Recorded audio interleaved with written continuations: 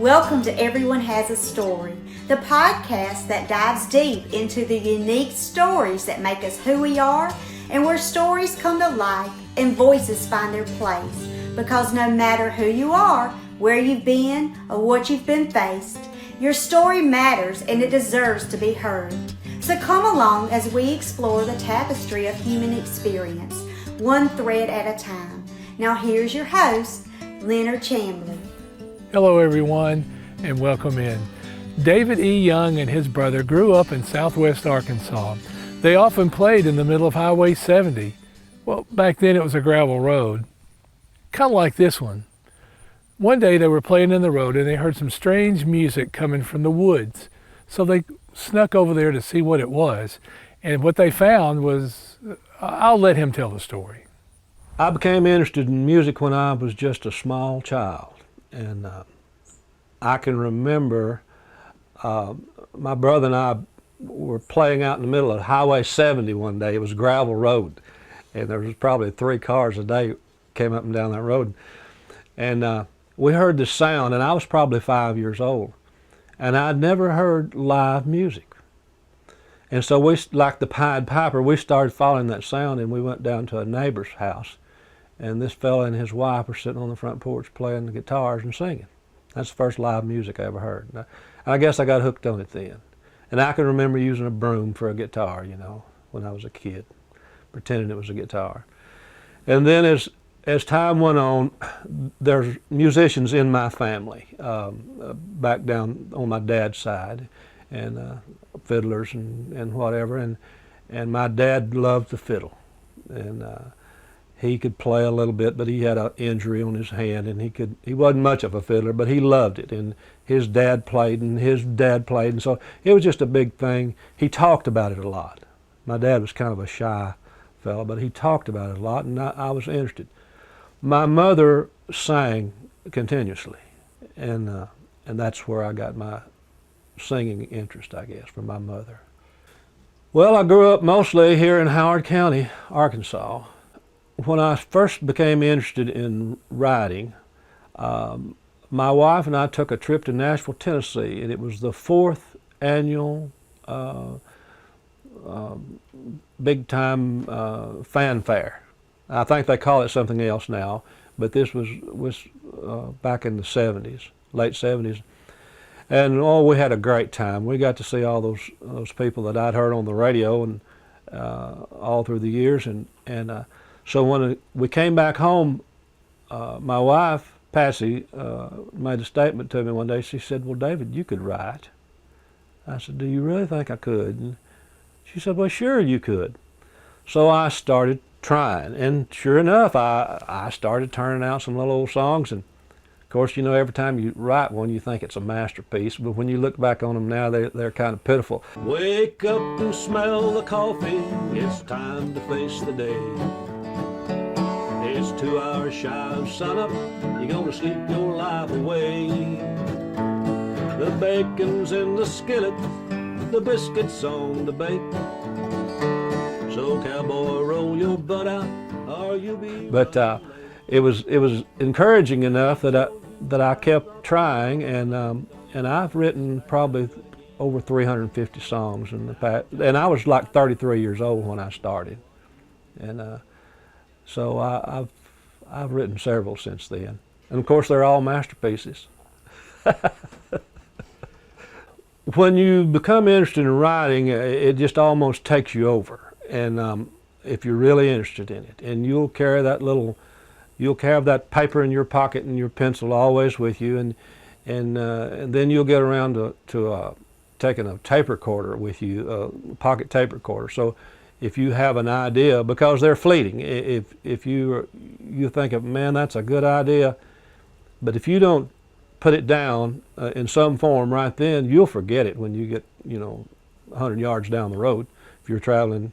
And so that's it just takes you over. And I've gotten up in the middle of the night and have a thought, and I'd get up and write it down, or I have got up in the middle of the night and written songs, and because I knew come morning I couldn't even remember what the subject was about, and and then you just listen to people. And of course, I'm not real sophisticated. I'm kind of country, and these old country sayings, you know, I like them, and so on the long hard road behind me, I was listening to an interview with Ralph Emery, and I believe it was Willie Nelson, and they were talking about Johnny Cash and how all the troubles that he had had with his demons, and how he would come out of it, you know, and then sometimes he'd slip back, but at that time he was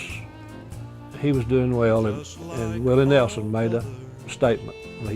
John got a long road behind him, and I wrote that down, and I thought, man, what a great idea for a song, and it's a pretty good song.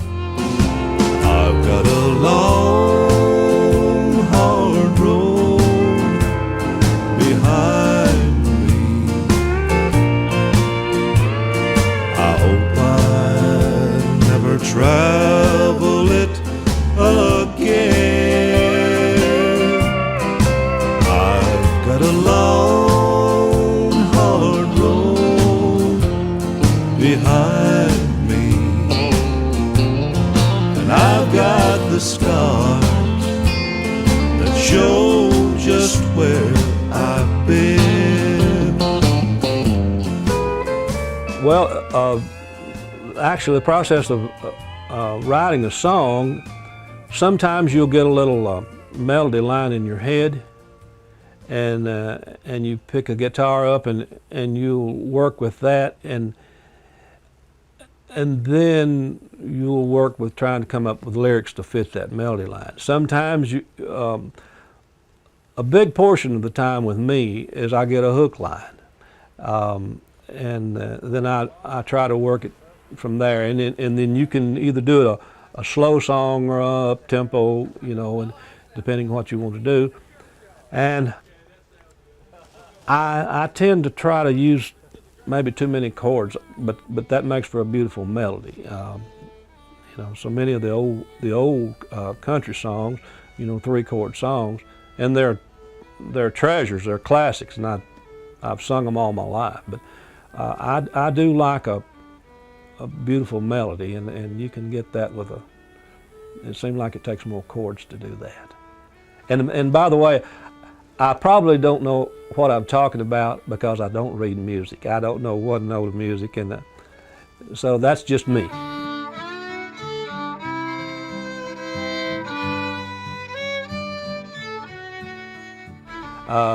In categories, I would think Roses and Love Songs would be my favorite love song that I ever attempted. I have a song, a swing song that I really like, and it's called "Teach Me How to Two-Step, One Step at a Time."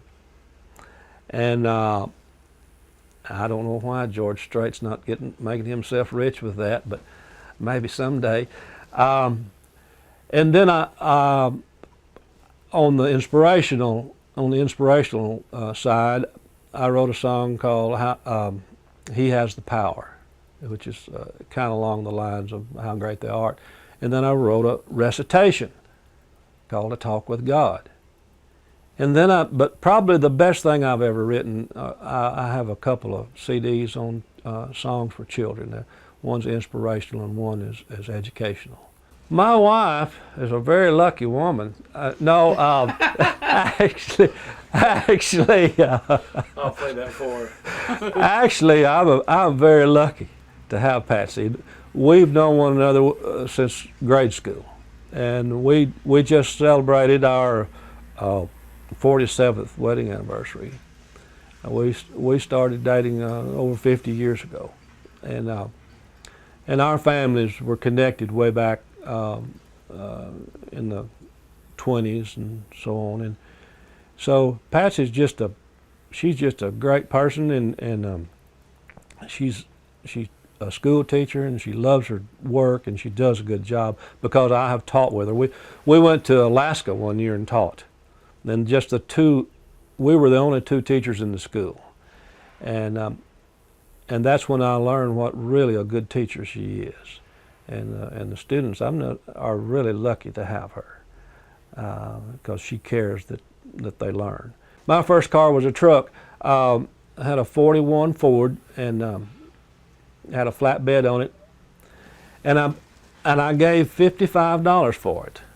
So I'd have me a ride back and forth to work in the summer. I was working summers and going to college. In the song, I started off, I bought a 41 Ford for $55 in 1962. Patsy and I went to college that fall, and of course we'd have to stop over at Kirby. We had a little spot we'd back up off the road on a hill, and I'd get out and raise that hood and put a quart of oil in it, and then because of no compression in the engine, you know, after it gets hot, you'd have to wait until it cooled down before it would start. So we parked it on that hill so we could roll it off and then go on to Arkadelphia. And so anyhow, one weekend we were coming back through the woods over here on one of these old back roads. We'd been down to my mom and dad's, and we stopped over there on the bridge, you know, to get a little kiss before I got home, and it was getting on up toward midnight, and she had to be in at midnight. Her mother just said after 12 o'clock was the devil's hour, you know. So it was dark as pitch, and so we held hands and we walked about 3 miles on in here, and we sneaked in this room right over here, and that's where her brother slept, to wake him up, to get him, go back over and give me a pull. Well, her mother slept in this other room, and Dad, she heard us. She got up and said, "What's going on?" I said, "Oh, David's truck wouldn't start." She said, "Well, what was it doing? Stopped." That's what. What was your answer? We did, well, I don't know. We stuttered around like Mel Tillis, I guess. But anyhow, that was a true story. That was a true story. Back when I was a teenager and in my early 20s, we used to go around to people's houses, and they would have what they call musicals. And by that meant that you know, certain musicians would come and they would play at your house, and the neighbors would find out about it, and they would come in, and you know, that's back when neighbors were neighbors, you know, and that's where I got a lot of my early musical exposure. And I had a first cousin, and his name is Joe Tollett. I've got 2 fiddles that belong to Joe, and but he and his mother and Aunt Nora, she was my great aunt.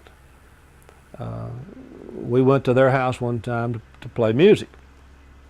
Well, Joe was playing the fiddle, and I was rhythming on the guitar, and I had another and 2 rhythm on the guitar. And Aunt Nora was sitting over there, and she was old timey, you know, and she had a black gum twig in her mouth, you know. They call them a toothbrush, you know. They'd keep it doing that.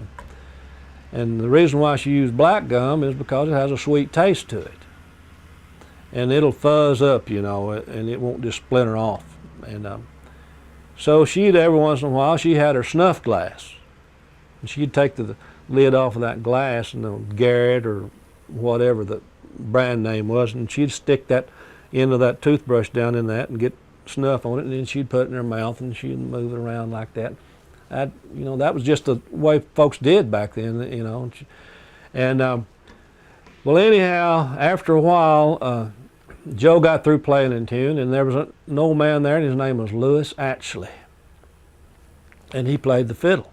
Well, I'd never heard him play the fiddle, and Joe, being, you know, courteous, says, "Louis, you want to play us a tune?" And, "Yeah, I believe I will." So he handed him his fiddle, and Louis started playing a tune, and he played it, and he played it, and he played it, you know.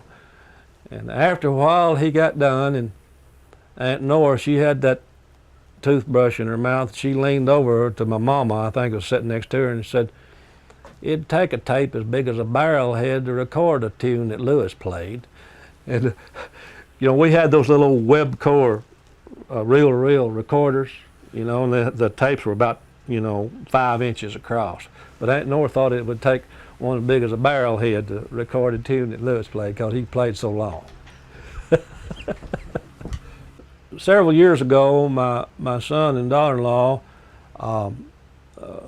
for a anniversary present or something, I don't know that, but they bought us a trip up to Mountain View, got us a room and all, and there was a cowboy poetry gathering, and we went up there and took that all in and heard the cowboy poets get up and recite their poems, and I rather enjoyed that. So came back home and I thought, I believe I'll try my hand at that. So I've written some poems, and it is different because you don't repeat, you don't have a chorus that you repeat, like in a song you do, but in a poem, and I'd fail to call myself I would hesitate to call myself a poet. I'm like the old guy over at Benton, Arkansas. I'm a versifier. I just write verses. I don't even know what the poems that are so great. So many of them that I've tried to read, I didn't get a lick of sense out of them, And so mine is for entertainment. My favorite poem that I've written, Daddy's Dinner Bucket. It's funny what one recalls of childhood memories, a fishing trip, a baseball game, or the time you skinned your knees. One such thought just came to mind.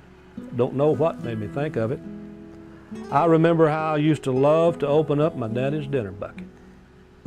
There was always some little something there, like a half-eaten Twinkie cake. I swear to you to this day, that's the best thing I ever ate. And a sip of grapeette soda, the taste I've never duplicated. When I smell one now, it takes me back to when times were less complicated. I remember once when times were lean and we were barely getting by. I opened up his bucket. There was nothing left inside. He saw my disappointed look. He was disappointed too. And he set in to make things right, because that's what daddies do. I'm sorry, son, I was working hard and guess I just forgot. Before I knew what happened, I'd eat up every bite. Tomorrow is another day, and just as sure as I'm your daddy, there'll be something special in my bucket for you. It could be a peanut patty. Well, times have changed, but it's nice to know that little things still matter. In this fast food world we're living in, most of us are getting fatter. Kids today make their own memories. When they're old, they can draw from it. I hope they're half as good as the ones I've got on my daddy's dinner bucket.